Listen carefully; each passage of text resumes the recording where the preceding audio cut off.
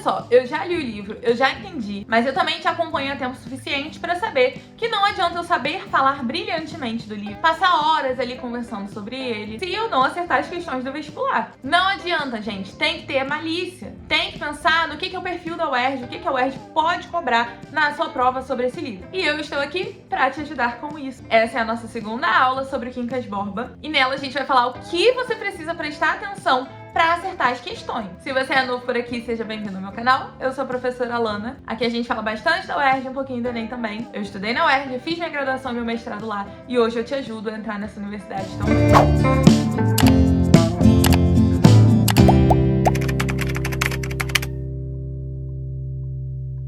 Bom, então vamos lá. O que a gente vai fazer agora, gente? Vamos pensar, dentro daquilo que a UERJ costuma cobrar, das questões que costumam cair, o que ela pode cobrar pra você no dia da sua prova. Primeiro ponto que a gente precisa prestar atenção, não só em relação a esse livro, mas a Machado de Assis, de modo geral, é a linguagem dele no que diz respeito a tipologias textuais. Por quê? Às vezes você pode pensar assim, ela, né? Um romance, tipologia narrativa, óbvio. Sim, é óbvio, gente, que ele vai ser predominantemente narrativo. Porém, uma característica muito marcante da linguagem do Machado de Assis é que ele é extremamente descritivo. Ele é muito descritivo, então prestem atenção a essa mistura de tipologias textuais. A gente vai ver momentos de descrição extrema, vamos ver momentos de argumentação, principalmente, gente, porque mesmo sendo um texto narrativo, ele tem elementos que são um pouco diferentes do que a gente está acostumado. Por exemplo, esse narrador, que é um narrador que muita gente vai chamar de narrador intruso, intrusivo, ou narrador interlocutor, enfim, não importa o nome. É um narrador que ele vai conversar com o leitor. Então a gente vai ver passagens desse livro, inclusive na semana que vem a gente vai ter uma aula só de exemplos do livro, analisando passagens do livro. A gente vai ver que ele fala com o leitor, faz referências a outros capítulos também. Então, gente, é um texto narrativo, mas ele não é aquela narração simples. Ele tem elementos que se misturam com outras tipologias textuais.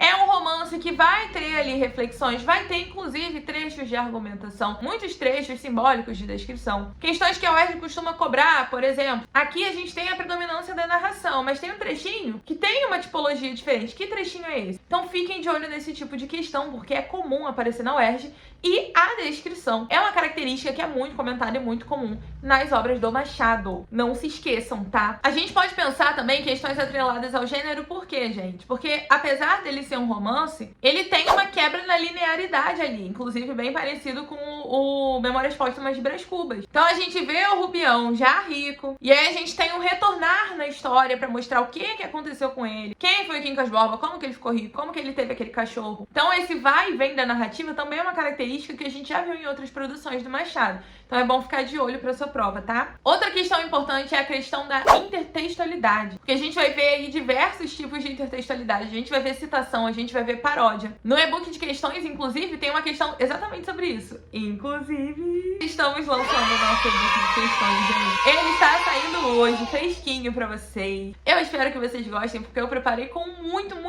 carinho. Tem todo um estudo que eu faço mesmo, uma análise do que a UERJ costuma cobrar, qual é o tipo de enunciado, qual é a construção linguística desses enunciados, para passar para vocês questões que sejam o mais pertinho possível do que a UERJ vai cobrar na sua prova. Quem já teve acesso aos outros e-books pode comentar aqui, porque sabe, os e-books têm questões muito parecidas, porque tem um estudo para lançar esse e-book e ele está disponível para vocês, então vocês podem ter acesso a ele e eu espero que vocês gostem das questões, tá bom? Continuando então, falando aí sobre a intertextualidade. Então, a questão da intertextualidade, com uma paródia, por exemplo, olhem para isso, mas como a gente falou na aula passada, não é só identificar que aquilo é uma paródia, mas também qual é a crítica que tem ali por trás daquela paródia, daquilo que foi alterado. E eu não tô dando muitos exemplos pra vocês por causa da nossa aula da semana que vem, que vai ser a aula de exemplo. Senão esse vídeo vai ficar muito longo. Mas, gente, prestem atenção a isso, essas questões de intertextualidade, olhando também para as críticas, pro que é sarcástico ali. Pensem também, gente, nas significações relacionadas ao humanitismo, ao vencedoras batatas, o que isso quer dizer. Semana que vem, na aula de exemplos, a gente vai analisar essa passagem e eu vou te explicar exatamente o que é essa passagem que aterroriza aí os vestibulandos, não só vocês, né, mas também os que fizeram aí a FUVEST. E na verdade, gente, esse humanitismo ele vai ser usado nesse livro até como uma crítica, porque o Rubião o tempo inteiro ele vai falar o vencedor das batatas, como se ele fosse ali o grande ganhador do mérito daquela fortuna, e na verdade não. Ele é vencedor de quê? O que ele fez por aquilo, sabe? Então olha uma crítica aí que a gente tem, bem simbólica, em relação à meritocracia, esse discurso meritocrático, que muitas vezes a galera que tem dinheiro tem. consegue. Preste atenção também às estratégias argumentativas, a como que essas ideias vão se articular, essas significações vão se articular. Questões linguísticas mesmo, né? Que dizem respeito a anáfora, catáfora, referenciação, né? Processos de referenciação. Os próprios métodos de organização do raciocínio. Então, aquela parte de indução, dedução, dialética. Uma parada que é figurinha carimbada nas provas da UERJ. Você não pode ir para uma prova da UERJ sem estudar isso. Figuras de linguagem. Eu imagino que quem já fez aí outros vestibulares,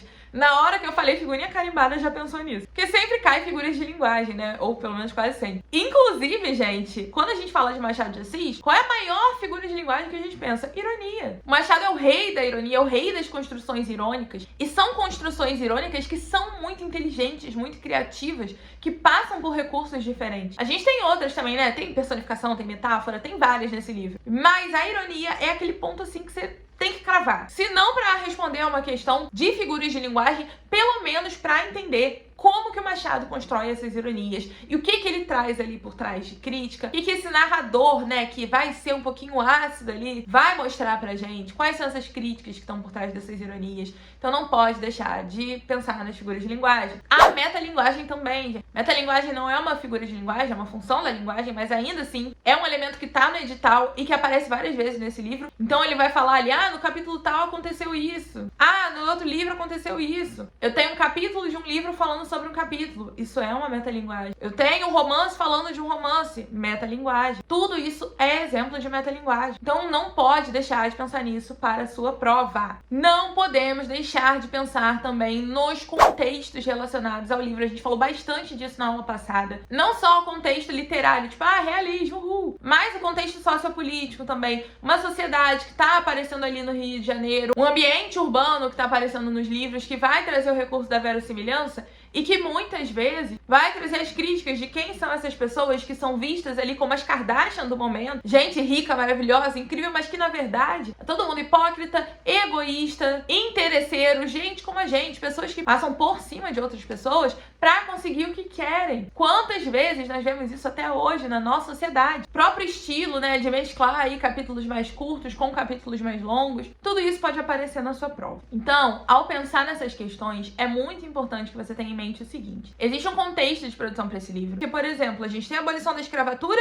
mas a gente não tem uma política de reintegração dessas pessoas que foram escravizadas, a gente não tem assistência e a gente vai ver reflexos que, inclusive, estão no nosso Brasil até hoje por conta desse período. Nós vamos ver também esses centros urbanos ali, como o Rio de Janeiro, né, que vai ser a capital do Brasil na época, sendo ocupados por pessoas que vão trazer ali um lifestyle, um estilo de vida. E a gente vai ver toda essa galera frequentando ali a casa do Rubião por conta do dinheiro dele, comendo muito às custas do dinheiro dele. A gente vai ver personagens que, por exemplo, a início, né, a princípio, a gente pode pensar assim, a Sofia, né, tá vendo? Uma mulher honrada, foi lá, o marido, o amigo do marido deu em cima dela, ela foi lá contar pro marido. E na verdade ela só não tava interessada nele, porque se fosse um cara que ela tivesse interessada, ela teria retribuído ali. A própria construção da Sofia, que é uma personagem que tem ali as suas características, mas é também uma personagem meio superficial, ela não tem uma grande complexidade, uma grande história complexa por trás. Então tudo isso, todos esses elementos dentro da construção narrativa podem ser também questões da sua prova. Alana, mas vamos ver isso na prática? Vamos ver isso com exemplos? Eu quero saber no livro, por exemplo, igual vai cair na minha prova. Tem um trechinho do livro ali pra eu analisar, ou tem alguma coisa que eu preciso perceber? Me mostra isso na prática? Sim, eu te mostro na semana que vem. Na semana que vem, a gente vai ter um vídeo em que eu vou pegar exemplos pra vocês. Então a gente vai pegar trechos do livro e vai analisar olhando todos esses elementos bem do jeitinho que a prova pode cobrar pra você. Justamente pra você estar preparado caso isso aconteça na sua prova. Qualquer dúvida, bota aqui nos comentários, bota no meu Instagram. Mas não precisa ter medo, gente. A prova não é um bicho de 7 cabeças. Eu juro juradinho. Quando o aluno tem contato com esse livro, ele pode ficar um pouco assustado, mas não precisa. A prova não vai ser mirabolante, gente. Eles sabem que vocês são alunos majoritariamente que estão saindo do ensino médio para fazer essa prova. Então as questões vão ter nível de, teoricamente, alunos do ensino médio. Então fiquem tranquilos nesse sentido, tá? E eu espero que vocês tenham gostado desse vídeo, eu espero que ele tenha ajudado. Grande beijo pra vocês, tchau!